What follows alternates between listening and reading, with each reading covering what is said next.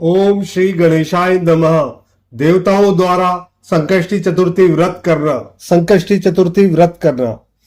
उग्रेशन के अत्याचारों से पीड़ित हुए देवगण एक गुप्त स्थान पर बैठकर राक्षस गण के पराभव का उपाय सोचने लगे। उस समय देवगुरु बृहस्पति ने उपाय बताया। भगवान गजानन का पूजन करो, वे समस्त संकटों को नष्ट करने में समर्थ हैं। संसार के सर्ग, पालन और लय में वे ही परमात्मा का एकमात्र कारण है।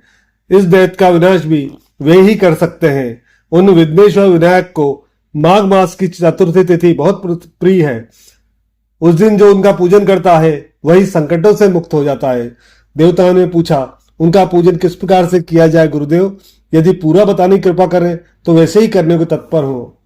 बृहस्पति बोले, अब माघ मास आरंभ ही है। कृष्ण पक्ष के इस मंगलवार को ही चतुर्थी तिथि आ रही है।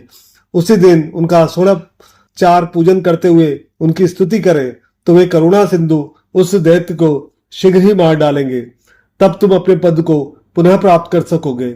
सुरगुरु के आदेशानुसार माघ कृष्ण चतुर्थी को देवताओं ने संकष्टी चतुर्थी का व्रत आरंभ किया।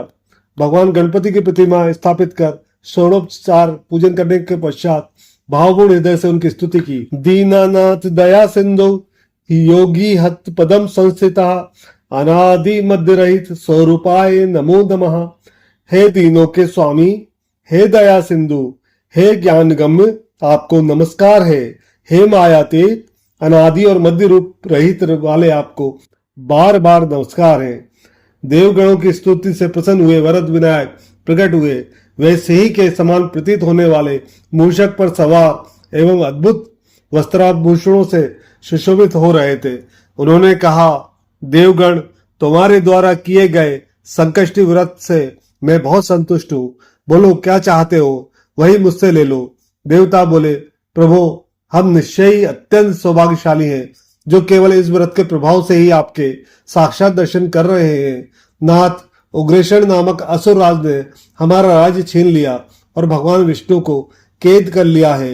हे दयालु, हम अपना खोया हुआ वैभव पुण्य शीघ्र ही प्राप्त कर ले, ऐसी कृपा कीजिए और उपाय बताइए। गणनायक ने आश्वासन दिया, देवताओं, मैं शीघ्र ही मयूरेश्वर नाम से अवतार धारण कर तुम्हारी कामनाएं पूर्ण करूंगा। उग्रेशन का विनाश शीघ्र ही समझो।